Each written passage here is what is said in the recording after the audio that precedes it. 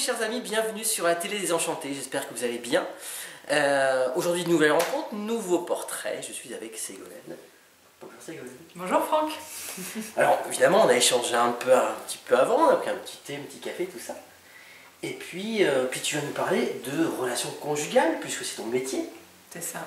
Expert un petit peu de ces relations-là. Donc moi je suis très curieux, puis j'espère que de l'autre côté aussi. Voilà, un petit peu Ségolène, tu vas nous parler un peu de ton expérience, des techniques. Il y a des outils aussi. Ouais, des évidemment, outils. Donc moi je suis conseillère conjugale et familiale. En tout cas, je suis très contente de te recevoir. Ouais, merci Franck de m'accueillir. Une belle chance parce que voilà, c'était aussi un élan du cœur par rapport à ça et voilà, on a besoin d'être outillés aussi par rapport à ça. Ouais, belle rencontre, merci. Ouais, c'est chouette. Donc voilà, j'espère que vous allez apprécier, vous allez apprendre des choses. Voilà, en tout cas, c'est le but aussi de la télé, de faire grandir aussi, d'essayer en tout cas chacun d'amener sa petite pierre pour que le petit monde il soit un peu plus joli. Hein, un monde meilleur. Ouais, exactement. Et que si ça passe par le couple, hein, qui est la cellule de base, hein, qui fait qu'il y a plein de gens sur cette terre, et ben voilà, si le couple est plus solide, peut-être que ou s'exprime, ou arrive à parler, se parler en se respectant l'un l'autre, en se respectant soi. Peut-être qu'on contribue à un monde meilleur. Ouais, voilà, en tout cas j'espère.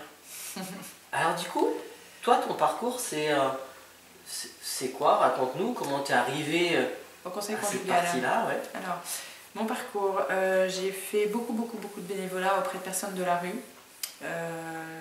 pendant une quinzaine d'années. Aussi bien les personnes SDF que des personnes prostituées, et puis aussi des Roms. Voilà, donc tout type de personnes qui vivent dans la rue, je les ai rencontrées. Et puis un jour, donc ça c'était du bénévolat, et un jour j'ai voulu retravailler, et je me suis demandé... Et à l'époque, tu étais journaliste, c'est ça? J'ai été journaliste dans un ancien temps. D'accord. Et puis ensuite j'ai arrêté ce métier. Première vie. Voilà, ma première vie. Ensuite j'ai arrêté ce métier et j'ai eu des enfants, et donc je me suis occupée de mes enfants, mais j'avais besoin aussi d'avoir une activité en dehors de la famille. Et voilà, donc ça me touche, le monde de la rue me touche beaucoup depuis toujours. Et donc voilà, j'ai d'abord servi l'assaut populaire, ensuite j'étais écrivain public pour Emmaüs à Paris. Ensuite j'ai fait des tournées au Bois de Boulogne la nuit, à la rencontre des personnes prostituées, enfin qui vivent de la prostitution plutôt. Voilà, une expérience magnifique. Et puis ensuite, donc ça c'était à Paris, et ensuite à Nantes, là j'étais administrateur dans une association. Donc là c'était aussi intéressant intellectuellement, mais j'avais besoin de retrouver la source de cet engagement, pourquoi je faisais ça. Donc en fait, à ce moment-là, j'étais à la fois au conseil d'administration, et aussi j'accompagnais l'équipe de travailleurs sociaux qui s'occupait des... Le terrain en fait te manquait. Ouais, le terrain me manquait. Ouais. Ben, oui. La vraie relation avec les gens en fait. Voilà, le sens de pourquoi je fais ça. Parce que c'était très intéressant de rencontrer plein de gens, d'aller à la préfecture, de rencontrer, voilà, intellectuellement c'était passionnant, et parfois je pouvais oublier pourquoi je faisais ça. Parce que voilà, j'apprenais plein de choses, je rencontrais des gens importants, et c'était voilà, chouette. Mais j'avais besoin de ne pas oublier pour qui je faisais ça. Voilà. Du coup, j'ai accompagné l'équipe de travailleurs sociaux, j'ai fait le lien entre le conseil d'administration et les travailleurs sociaux qui se prenaient en charge à ce moment-là à Nantes les Roms, la population Rome, pour essayer de les aider à s'insérer dans notre société.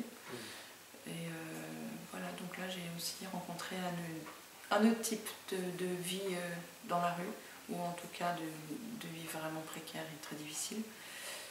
Des belles rencontres aussi. C'était compliqué, parce que finalement c'est pas ton milieu, d'aller à la... Parce qu'on a tous en tout cas des peurs face à ça. Peur face à la différence, peur face à la réaction qu'il pourrait y avoir, etc. Est-ce que comment sont passés par exemple ces premiers contacts? Alors les personnes, les SDF, ce qu'on appelle les personnes SDF, j'ai jamais eu peur, parce que ces personnes, pour moi, c'est insupportable de passer à côté et qu'on les regarde pas. Donc c'est plus insupportable de ne pas les regarder que de les regarder. Donc je me fais du bien en les regardant, en gros.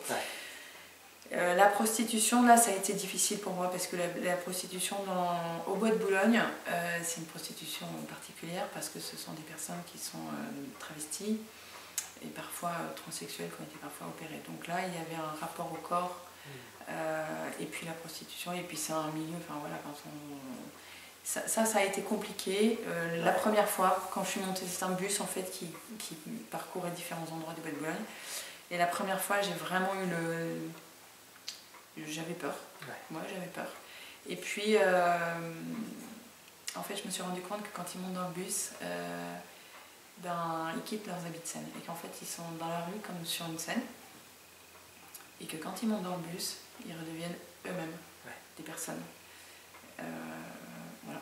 Donc, en fait, quand je me suis rendu compte de ça très vite, j'ai plus eu peur et c'était différent.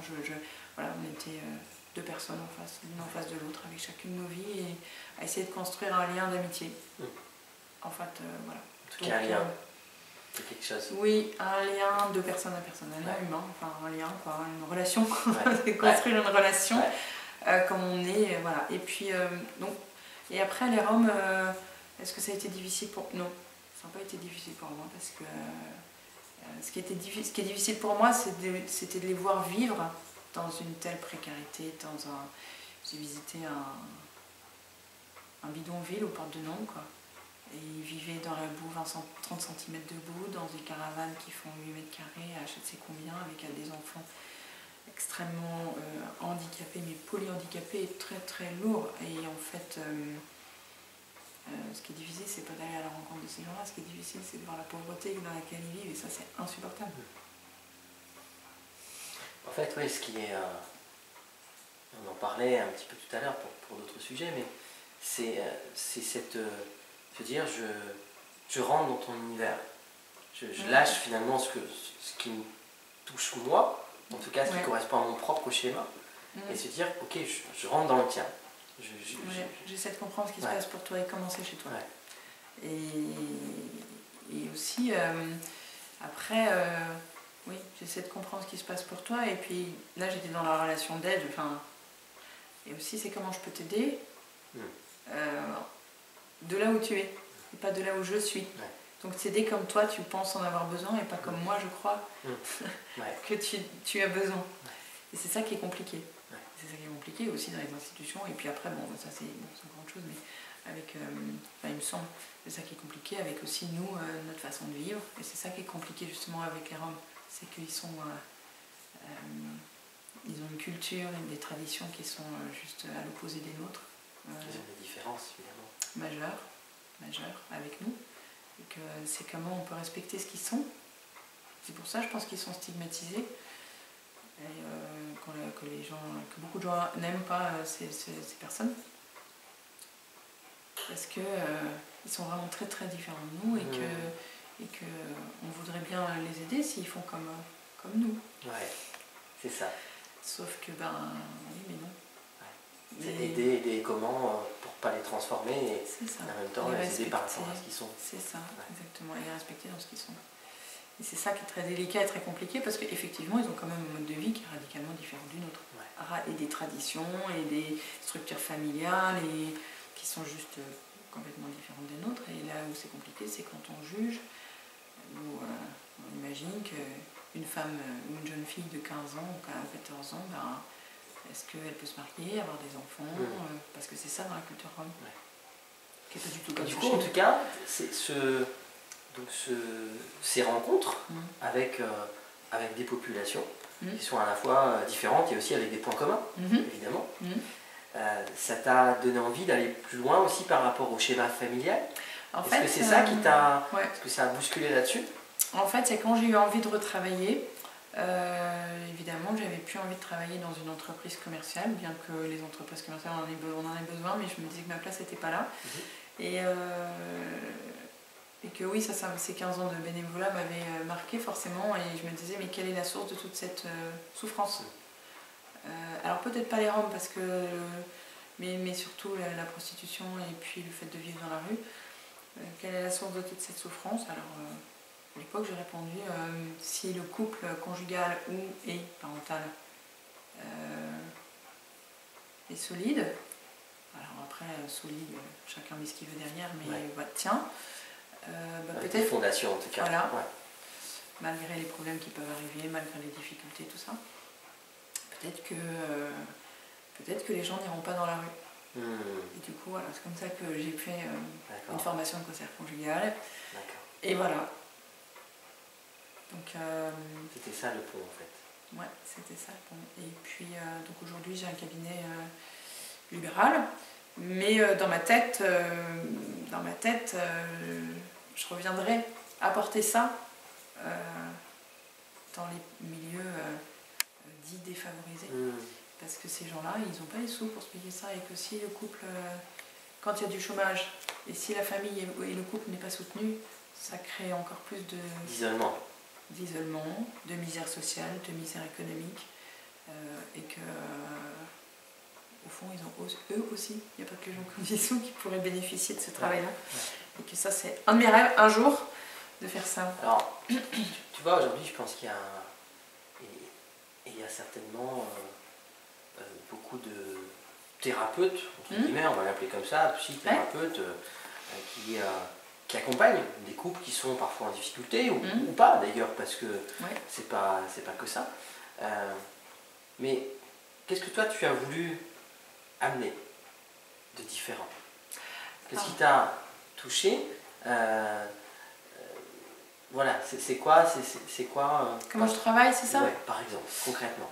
Alors au début, j'ai travaillé normalement, classiquement, comme je pense beaucoup de gens. Et puis un jour, j'ai rencontré ce que j'appelle ça une rencontre parce que c'est un outil qui est absolument magique.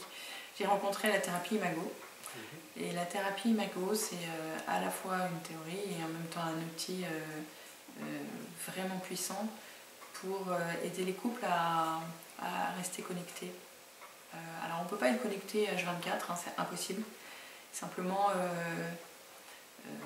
recréer de la sécurité au sein du couple et savoir que l'autre n'est pas un ennemi, mais bien un allié pour avancer. Et j'ai pas rencontré d'outil plus puissant que celui-ci pour aider les couples à vivre ça. Alors ça ne veut pas dire que tous les couples seront sauvés, parce que quelquefois ils arrivent, ils sont tellement abîmés qu'on n'arrive plus à créer ça. Cependant, à ce moment-là, je les aide à se séparer de façon paisible, en tout cas pas dans la guerre. Voilà. Je les aide à ranger les armes de guerre pour se séparer le plus paisiblement possible. Voilà. Se séparer et du coup, peut-être par rapport à ce que je ressens, à se retrouver soi. Et à se retrouver soi, oui, les deux. Mais là c'est vraiment l'idée de ne plus être dans la guerre et de ne plus être des ennemis, mais de, j'allais dire presque co-construire la séparation. Voilà. Et ça c'est vraiment important effectivement de se retrouver soi, donc se respecter soi et pouvoir dire ce qui se passe pour moi, même au sein de la séparation, ce qui se passe pour moi quand tu dis ça, quand tu fais ça, ce que je ressens, c'est est-ce que je me dis, est-ce qui est difficile pour moi, est-ce qui me blesse, est-ce qui me fait peur, et la façon dont j'aimerais que ça se passe. Et quand ça me fait peur, la façon dont je réagis, et l'impact que ça a sur toi, et une façon différente dont j'aimerais que ça puisse se passer. Et pas que je pourrais faire, parce qu'on reste acteur avec cet outil-là. On est toujours acteur. Et ensemble, voilà, on peut co-construire. Et l'autre en face, il comprend, il fait du stretching d'empathie. Voilà, il apprend à être empathique. Et il apprend à rejoindre l'autre, à essayer de comprendre ce qui se passe pour l'autre dans son monde à lui. Voilà. Oui, c'est ça, dans son monde à lui. C'est-à-dire pas par rapport à ce que l'autre ressent, mais vraiment. Voilà, parce que l'idée c'est que la relation, et toutes les relations, hein, pas que conjugales, mais la relation conjugale elle est vraiment très très intime, donc c'est la relation dans laquelle la vulnérabilité va être on va se sentir le plus vulnérable, mais dans toutes les relations c'est comme ça, il y a mon monde, il y a ton monde, et cet espace entre nous, c'est l'espace de notre relation. Voilà. Et que cet espace-là, on le construit ensemble, on le co-construit. Mais que cet espace, il va y avoir des choses que tu vas apporter et il y a des choses que je vais apporter. Et puis quelquefois, c'est compliqué pour toi. Alors à ce moment-là, je quitte mon monde et j'essaye d'aller chez toi. Et d'avoir une démarche de curiosité, comme un journaliste, comme ce que tu fais là, où tu es en train de m'interroger et tu n'as pas de jugement et tu me demandes comment c'est, qu'est-ce que je fais, Ouais. etc. Et bien là c'est pareil, comme un journaliste, qu'est-ce qui se passe chez toi? Raconte-moi, dis-moi. Et à ce moment-là, on n'est plus ennemis dans le conflit et on est alliés pour comprendre. Voilà. Et qu'à partir du moment où on comprend, ce qui se passe chez l'autre, c'est chez l'autre que ça se passe, c'est pas chez moi. Mais si je comprends que c'est comme ça chez toi, je me dis, ah bah oui, et tu ressens ça quand tu vis ça, et à ce moment-là se déclenche le phénomène d'empathie, et parce que je ressens des choses, je sais que pour toi c'est difficile, bah peut-être que je vais pouvoir modifier mon comportement et que du coup ça va... Voilà. Qu'est-ce qui est difficile par exemple pour les couples que tu reçois? Est-ce que cet exercice là est difficile? Est-ce que c'est le... parce que j'imagine que dans ce genre de situation, il n'y a plus de sens. Enfin, tout est oui, ils sont réactifs, si tu veux dire. Ils sont dans la colère, ils sont dans la peur, ils sont dans le reproche. Ouais. Et du coup, le fait d'être, j'imagine, déjà en proche... face à face, oui, c'est ça. Parce qu'en fait, ce qu'il faut dire pour les téléspectateurs, c'est qu'en fait, les gens sont en face à face. Oui. Alors, proches, ben, ils sont proches comme ils peuvent être proches. Hein. Si c'est 2 mètres, ben, c'est 2 mètres. Comment je gère la réactivité? Ben, je leur apprends. On apprend ensemble à essayer d'être moins réactif, à essayer d'être curieux. Et ce qui se passe dans ton monde à toi, ça se passe pas comme ça dans mon monde. Et je suis pas obligée de moi vivre ou de faire comme toi tu penses qu'il faut faire. Voilà. Et c'est ça, c'est vraiment apprendre à se différencier, se distancier. Ben oui, c'est comme ça chez toi, mais chez moi c'est différent. Et ok, comme ça, c'est comme ça chez toi, d'accord. Mais j'ai pas besoin d'accepter, j'ai besoin d'accepter que ce soit comme ça chez toi, mais j'ai pas besoin de le faire mien. Et c'est ça qui fait qu'à un moment donné, ben, ça se distance et que ça apaise. Voilà. À la fois, toi, tu te sens compris et rejoint parce que je te dis, ah ok, c'est comme ça chez toi, d'accord. Donc tu te sens compris et ça te fait du bien et ça apaise la douleur. Et juste me dire, ah mais c'est juste chez toi. Ben, chez moi, voilà, ça, je suis tranquille parce que j'ai pas besoin de changer. J'ai pas besoin de changer. C'est pas comme ça chez moi et ça ne le sera jamais. Mais par contre, je peux comprendre que ce soit compliqué. Et donc, je vais faire différemment pour te faciliter la tâche. C'est ça. Est-ce qu'il y a du coup, pour comprendre un peu comment ça se passe, est-ce qu'il y a à la fois des techniques, mais à la fois un certain nombre de séances Ouais, alors comment ça se passe? Alors, le protocole au début, c'est les gens viennent. Bon, les premières séances, c'est pour exposer un peu ce qui se passe. Voilà. Et puis, le contrat, c'est un contrat en général de 12 séances. Voilà. Parce qu'il y a un début, il y a une fin. 12 séances, pourquoi? Parce qu'en général, les gens arrivent, c'est compliqué pour eux. Et donc, eh ben, ils ont besoin de savoir que ça ne se règle pas en 2 coups de cuillère à peau. Hein. Donc, ça fait un moment que ça dure en général. Et donc, ben oui, ça met pas... alors, les bénéfices, ça commence à s'alléger parfois dès la première séance, 2e ou 3e. Mais c'est pas pour ça que les choses sont réglées. Mais déjà, le climat, on retrouve de la sécurité. Voilà. La sécurité, pourquoi? Pour pouvoir aborder les sujets qui sont difficiles, qui sont douloureux, qui fâchent, etc. Et donc, un contrat de 12 séances, parce qu'il y a un début, il y a une fin. Alors après, ben, module, quelquefois c'est un peu plus court, quelquefois on continue aussi. Mais voilà, ça c'est le contrat de départ, avec des séances qui sont assez longues, parce que chacun s'exprime et qu'on prend le temps. Donc ça, c'est important de prendre le temps. Voilà. Il y a quelque chose qui me vient là en tête, c'est que quand on est...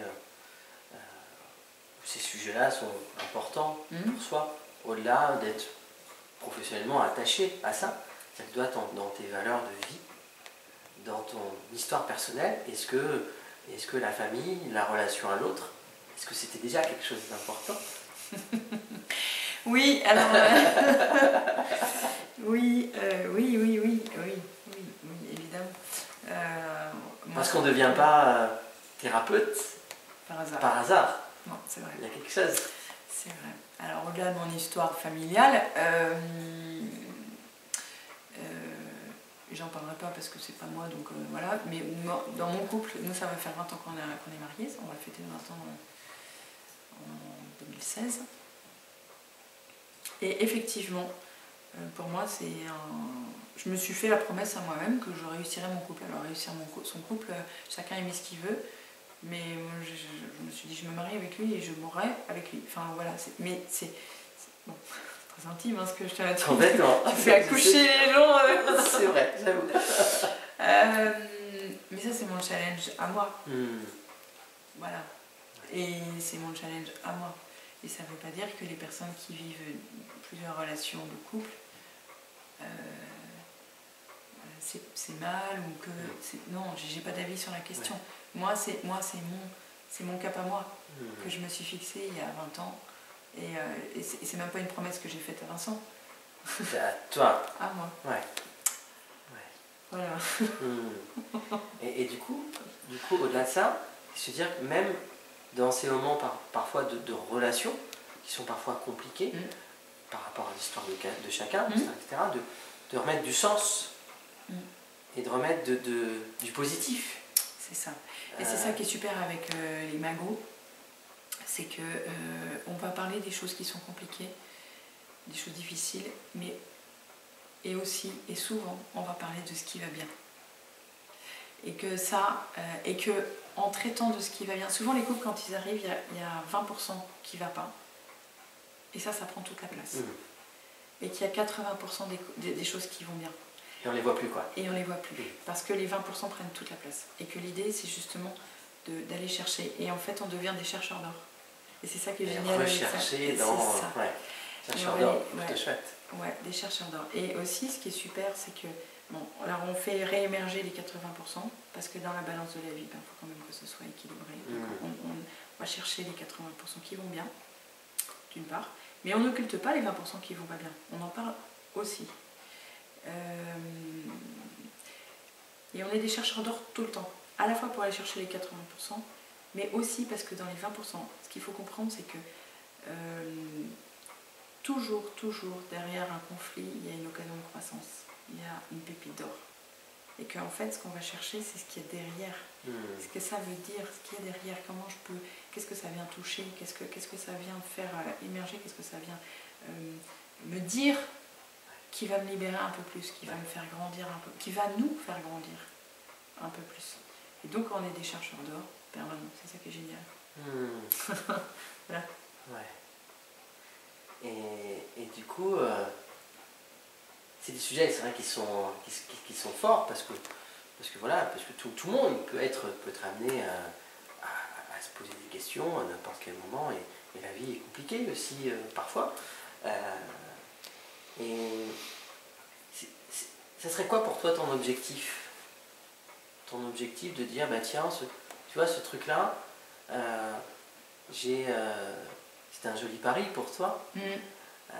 Ça serait quoi de dire, bah tiens... oui, j'ai l'impression que j'ai réussi, j'ai fait ce que j'avais envie de faire. Ce que j'ai fait a donné du sens et pourquoi en fait, tu vois? Alors, ce que j'aime dans cet outil, c'est qu'à la fois j'aide les gens à aller mieux et aussi je leur transmets une technique. Parce que après, chez eux, ils peuvent, quand ils le maîtrisent, ils peuvent le faire ensemble. Ouais, parce qu'en fait, on est télescopé en permanence par les difficultés de la vie. Ça peut être un chômage, et en plus des choses qui ne viennent pas du couple. Ça peut être des éléments extérieurs. Exactement. Ouais, bien sûr. On est sans arrêt télescopé, ça vient nous toucher, ça vient dire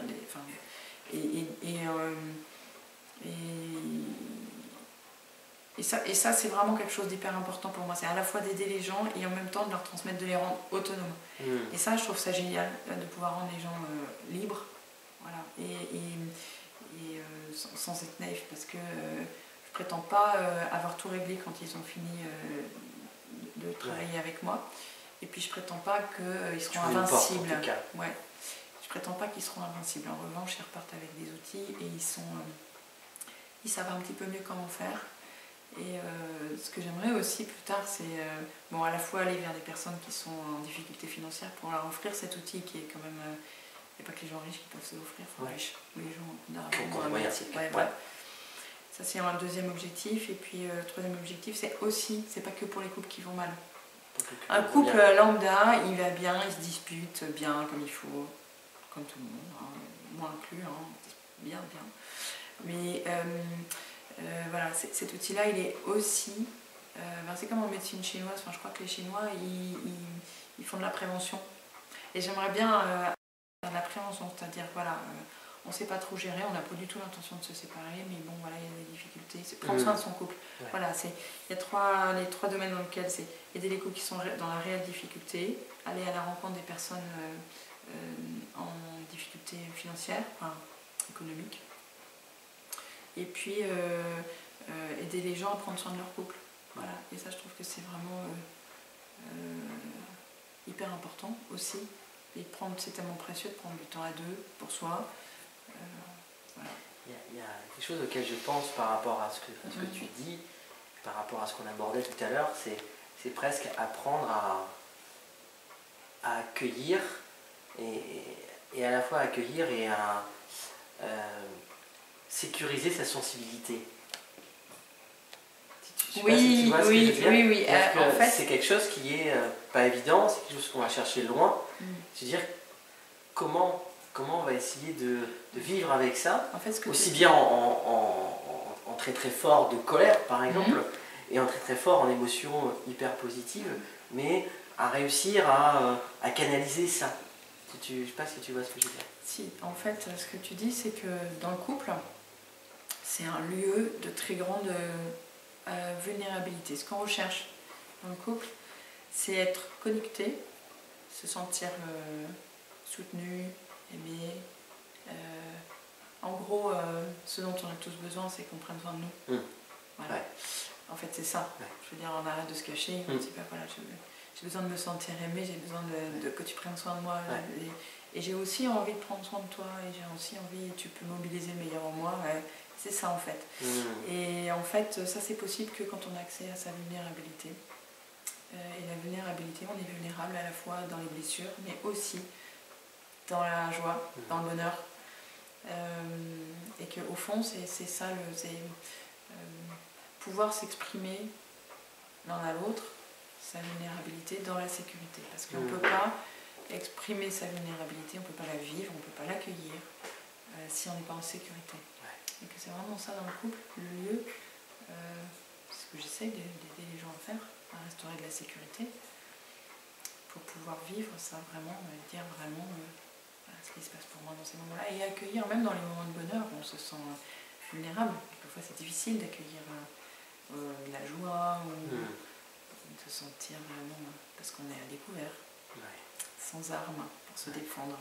Et c'est vraiment ça le lieu du couple, à déposer les armes et à les laisser ranger dans un tiroir, on n'en a pas besoin. Voilà, ça c'est c'est le travail de toute une vie en fait, hein. Pour tout le monde, hein, pour tous les couples, c'est le travail. Voilà. C'est vrai que ça c'est difficile, et vivre ça, ça nécessite certaines conditions de lenteur, de prendre du temps, avoir accès à ce qu'on ressent, comprendre ce qui se passe pour l'autre, développer de l'empathie. Tout ça, c'est aujourd'hui dans le monde dans lequel on vit, c'est un petit peu compliqué. Tout va vite. Ouais, tout va très vite. Et reprendre le temps de reprendre, d'être en pleine conscience par rapport à ça. Ouais. C'est vraiment remettre de la conscience et de l'intention. C'est une jolie mission. Comment ? C'est une jolie mission. Oui. Mais enfin, c'est surtout... j'ai un outil sur lequel je m'appuie, et puis des couples qui sont incroyables. Plus j'avance, et plus je me dis que c'est vraiment... la relation conjugale, enfin, c'est vraiment quelque chose de très sacré. Ça se passe entre là... chacun met le mot qu'il veut. Enfin, voilà, mais c'est vraiment sacré. Il y a quelque chose de très puissant, très fort, très, très pur. Et du coup, par rapport à ton approche, c'est loin d'être facile que les gens acceptent, en tout cas, que tu rentres dans cet univers, dans leur univers. Oui, je suis très touchée parce qu'ils font une grande confiance. Ouais, une grande confiance. Il y a une confiance de part et d'autre. Oui. Les gens qui viennent je suis toujours, et c'est ce que je leur dis, je leur dis d'abord bienvenue à chaque fois. Il y a beaucoup d'amour, tu vois. Ouais, ils sont surprenants. Moi, je suis épatée par les gens qui viennent, parce que c'est beaucoup d'humilité, beaucoup de difficultés, à dire les choses, beaucoup de souffrance. Et accepter de se faire aider comme ils le font, de dire devant quelqu'un d'inconnu, de parler de cette intimité. Et en plus changer de paradigme, parce que je leur demande d'arrêter de faire des reproches et de parler d'eux. Ils sont très forts. Ils sont très forts et c'est eux les premiers. Je veux dire, moi je fais que accompagner.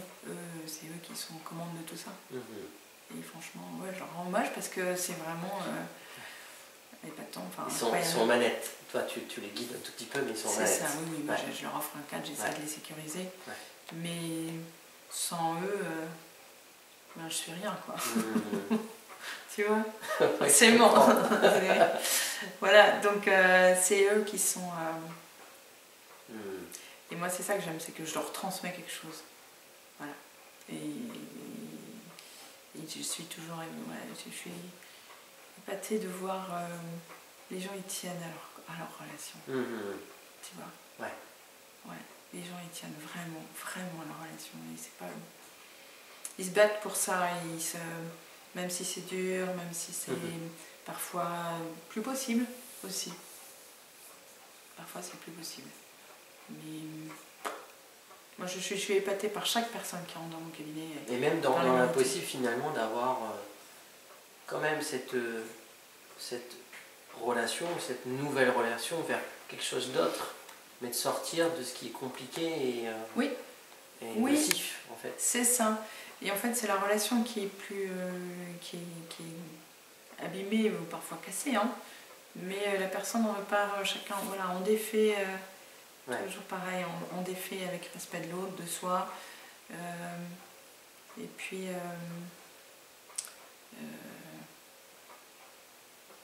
pour quelque chose de nouveau. Alors on met du temps, hein, on défait pas comme ça. C'est difficile, c'est vraiment douloureux, c'est un accident de vie, une séparation, c'est quelque chose de vraiment difficile. Mais voilà, de pouvoir se séparer et puis accompagner ensuite les gens vers un mieux personnel. On a fait un bout de chemin et notre relation s'arrête là. Et peut-être plus tard, on pourra faire l'héritage, recevoir l'héritage. Et je pourrais te dire, ou je pourrais me dire, ce que j'ai vécu avec toi, mais il y a ça et ça et ça que je garde. Voilà. Donc, non, c'est un métier intéressant. Je ne sais pas si c'est le mot intéressant. C'est riche. Riche. En tout cas, riche de sens. Oui, c'est ça. En tout cas, tu y mets du sens.